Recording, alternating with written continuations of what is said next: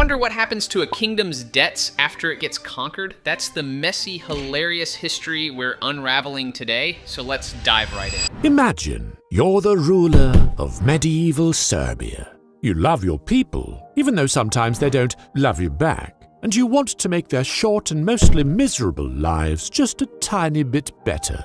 You want to build roads, universities, and maybe even a functioning sewage system. But the poor sods in the countryside, well, they just won't pay any extra taxes. So, what do? Well, you turn to the Jews, or the Venetians, or maybe even the faraway Dutch, and you ask them for money.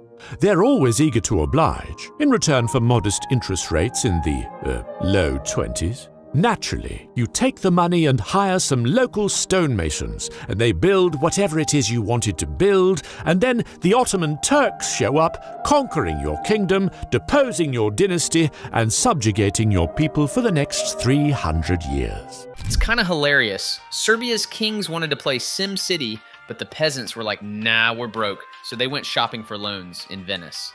20% interest, though, that's basically mob rates in medieval cosplay, and just when the castles finally get finished, boom, the Ottomans roll in like the final boss who doesn't care about your shiny new sewer system. It's the medieval version of upgrading your Wi-Fi right before the power goes out. All the best with that, by the way.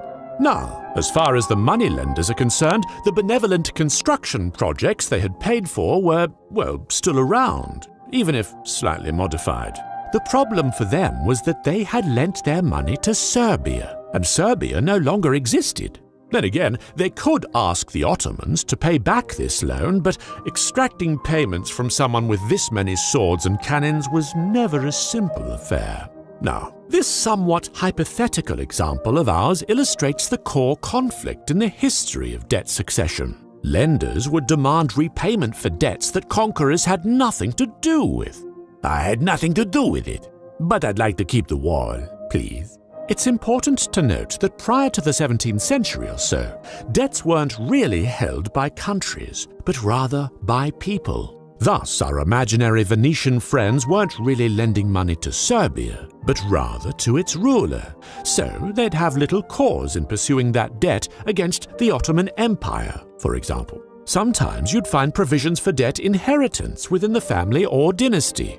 But when it came to foreign conquest, well, all bets were off. But as philosophy and law progressed, some started arguing that maybe the conquerors were indeed responsible for the debts of their newly obtained territories. This line of thinking emerged from Germany. Ah, the Germans. There's the right way, and then there's the German way, you know. Or, as it was then known, the Holy Roman Empire.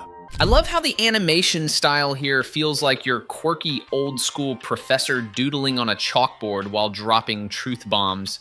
The commentary has that perfect blend of dry lecture and stand-up routine.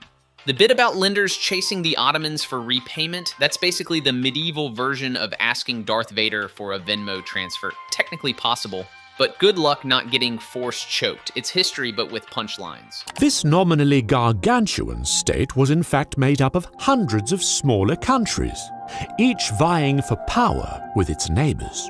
When about half of those countries decided that the Pope was no longer cool, the other half decided to murder them. That's one solution, I guess. 30 years and 5 million casualties later, and you've got France, Sweden, and her Protestant allies carving up territory from the HRE, short for Holy Roman Empire. Get with the lingo. But this time around, certain bright philosophers made a compelling argument. Since the debts of the lost territories were backed by physical assets, the debts should follow those assets to their new owner. France reluctantly agreed, and so when it annexed the region of Alsace, it also took over its debts. Let me have those debts, thank you very much. Oh dear, what have I done? Sweden, on the other hand, argued that the territory it had gained was merely a fief, so it didn't pay anything. History is rife with cases such as these, where shaky legal arguments and implicit military threat ultimately decide whether the debts get paid. The Holy Roman Empire was basically Europe's version of a group project. 300 mini-states, no one doing the same homework, and then a religious food fight breaks out. The 30 Years' War killed 5 million, which is insane, considering it started because the Pope wasn't cool anymore. I love how France was like, fine, we'll inherit Alsace and its debt, while Sweden just said, nah, this is a rental, no bills attached. Peak student loan energy, 17th century edition. A great example comes from the good old USA, when Texas declared its independence from Mexico and petitioned to become a state. One of the big questions was what would happen to its debts. I say, in exchange for all those debts, why don't you have a couple of my cows? Now that's a deal right there. Over the next decade, as pro- and anti-annexation factions struggled for power in Congress, market speculators bought Texan bonds for cents on the dollar, hoping to cash in on a U.S. annexation. The U.S. eventually went to war with Mexico over Texas, and when it won, it agreed to pay off those bonds, minting many a millionaire in the process. A similar situation unfolded a few decades later, when the U.S. purchased Alaska, and again when it annexed the Kingdom of Hawaii. In both cases, the U.S. footed the bill. Back in Europe, when the Kingdom of Sardinia was conquering its neighbors and creating modern-day Italy in the mid-1800s, it agreed to take on the debts of all the countries it was unifying. When it was finished, the collective debts became Italian bonds. Bond, Italiana bond, shaken but not stirred. Again leading to a healthy dose of speculation.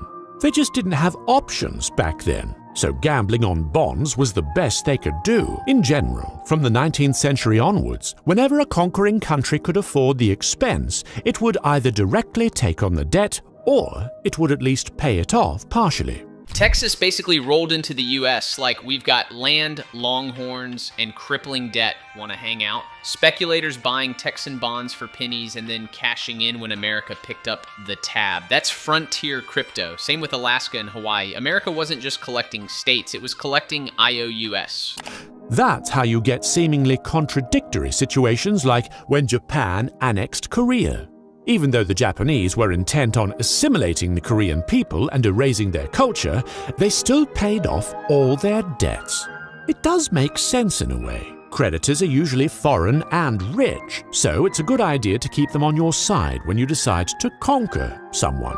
The only country that was consistently inconsistent in its debt successions was the British Empire, which would alternate between paying everything off and hunting down the creditors depending on the Queen's mood. Off with their heads! Except him and them. I like them. This, of course, is extremely understandable, considering the hegemonic power of the British Empire. After all, when you've got a track record of invading 9 out of every 10 countries on the earth, you're free to do with the foreign creditors as you please, I tell you. I mean, what could possibly be wrong with that? Well, my friends, I hope you enjoyed this impromptu lesson on the history of debt succession. If this knowledge ever proves useful in your mercantile adventures, do keep me in mind when you're rich and famous, and maybe even consider supporting me on Patreon. In any case, be on the lookout 2 weeks from now for the next avariciously enlightening episode of Side Quest. What's really funny is how empires could be utterly brutal about culture, erasing languages, rewriting histories, yet still be total teachers' pets when it came to paying the bills. Japan wipes out Korea's sovereignty, but hey, debts are sacred.